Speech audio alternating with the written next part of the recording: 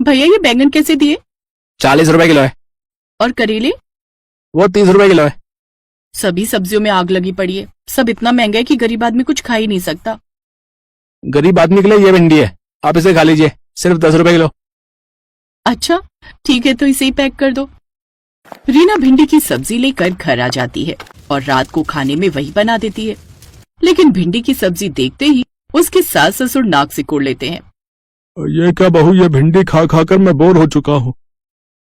इसे भी सब्जी के अलावा और कुछ नहीं मिलता, जो बार बार यही बना देती है। माँ जी आजकल यही सबसे सस्ती सब्जी है, सबसे कम दाम में यही मिलती है। ना जाने कब ये गरीबी के दिन खत्म होंगे। लोगों की बहुएं बाहर जा जाकर काम करती हैं। एक मेरी बहू है जो कुछ काम करना ही नहीं चाहती, बस सारा दिन इससे आराम करवा लो। आप ऐसा क्यों बोल रहे हो माँ जी? मैं तो खुद कुछ काम शुरू करना चाहती हूँ, लेकिन क्या करूँ वही समझ नहीं आ रहा। माँ, आपने जो ये कुरकुरी भिंडी बनाई है ये तो बड़ी ही स्वादिष्ट है, खाकर मजा आ गया। अगर आप ये बाहर बेचो ना तो आपको अच्छे पैसे मिलेंगे।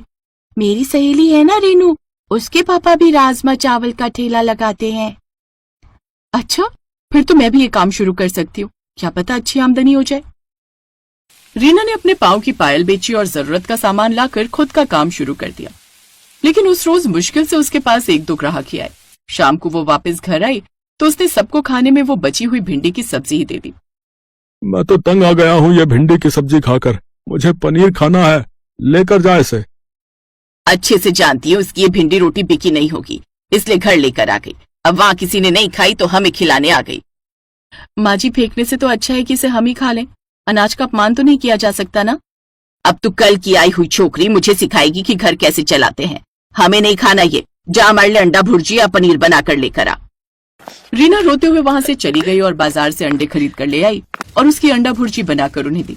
रीना बड़ी समझदार थी, वो घर खर्च में अपने पति का हाथ बटाना चाहती थी, इसलिए कोई ना कोई काम करना चाहती थी और इसलिए उसने सब्जी रोटी का ठेला लगा लिया। ऐसे ही उसे कुछ दिन हो गए। आधा दिन निकल गया और अभी तक बस 4-5 ग्राहक ही आए हैं।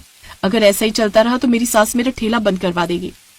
तभी एक राजू नाम का ग्राहक उसके ठेले पर आया और उसने उसे ये कहते हुए सुन लिया। मेरी मानो तो अपना ठेला कहीं और लगा लो, तभी तुम्हें अच्छा मुनाफा होगा। रीना को उसकी बात सही लगती है और वो घर आकर इस बारे में अपने पति से बात करती है। लेकिन तुम जानती हो ना रीना, कहीं और काम जमाना इतना आसान नहीं होता। तुम्हें कुछ दिन ही हुए हैं और नई जगह जाएंगे तो वहां भी पैसे लगाने पड़ेंगे, और अभी हमारे पास और पैसे नहीं है। अगर ऐसा ही चलता रहा तो जो थोड़े बहुत पैसे हैं हमारे पास वो भी कहीं खत्म ना हो जाए। अगर मैंने ठेला बंद कर दिया तो मेरी मेहनत बेकार हो जाएगी, और अभी कुछ ही महीने तो बीते हैं। कुछ दिन और चलाकर देख लेती हूँ, क्या पता अच्छी कमाई हो जाए। वो कुछ दिन और उस ठेले को चलने देती है, लेकिन अभी भी उसकी कुछ खास कमाई नहीं होती, इसलिए थक हार कर वो उस ठेले को बंद ही कर देती है। ऐसे कुछ समय और बीता और अब मनोहर यानी ससुर जी की तबीयत खराब हो जाती है। वो उन्हें गांव के डॉक्टर के पास लेकर जाते हैं। देखिए इनकी तबीयत ज्यादा खराब है, अब इन्हें शहर ले जाइए, वहां के किसी बड़े डॉक्टर को दिखाइए। राजीव और रीना अपने पास जमा की गई थोड़ी सी जमा पूंजी लेकर चले जाते हैं, जहां सारा पैसा उसके बाबूजी के इलाज में लग जाता है। कुछ दिन के बाद वो वापस गांव लौट आते हैं और अब राजीव और भी ज्यादा परेशान रहने लगता है। आप इतना दुखी क्यों हैं जी? रीना, जो भी पैसे थे वो तो बाबूजी के इलाज पर लग गए, और अब घर में आर्थिक स्थिति बहुत खराब हो गई है। ऊपर से इतने दिन काम पर ना आने पर मालिक ने भी काम से निकाल दिया है। मेरी कुछ समझ में नहीं आ रहा है कि मैं क्या करूं। अब रीना उसे हौसला देते हुए कहती है, आप कल ही कोई दूसरा काम ढूंढने चाहिए, क्या पता कोई अच्छी नौकरी मिल जाए। तुम ठीक कहती हो।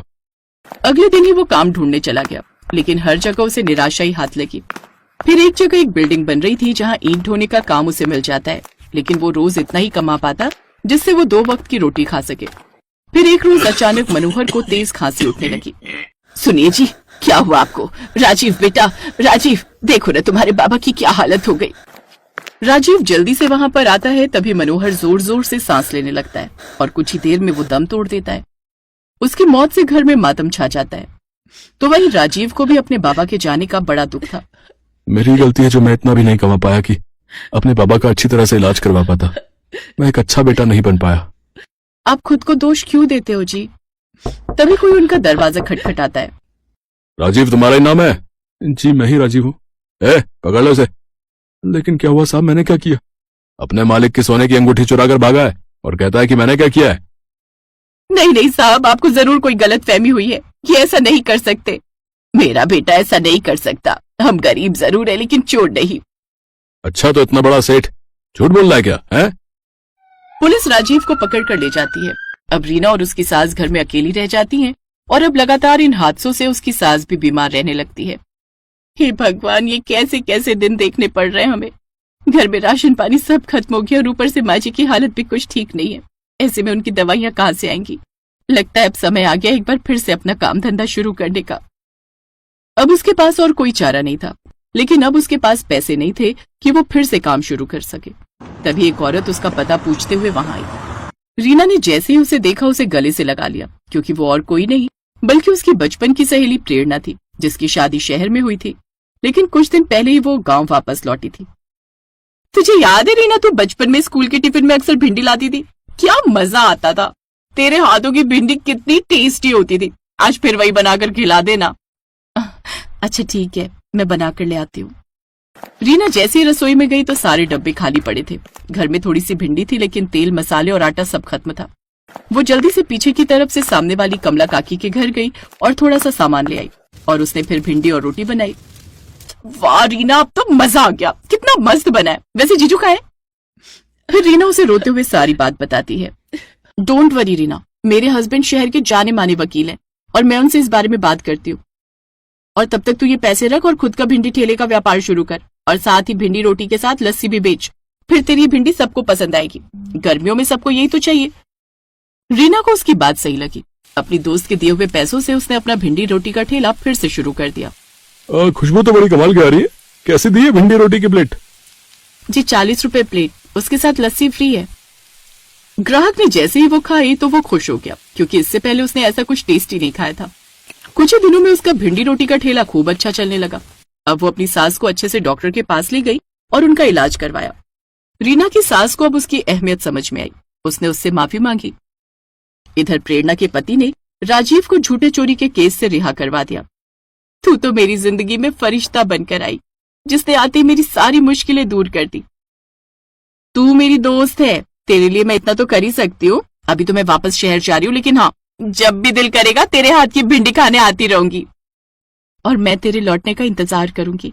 प्रेरणा ये कहकर वहां से चली गई, जिसके बाद अब राजीव और रीना साथ में मिलकर भिंडी रोटी का ठेला चलाने लगे और उससे उन्हें खूब कमाई होने लगी। अब उनकी सारी परेशानियां खत्म हो गई और वो खुशी खुशी रहने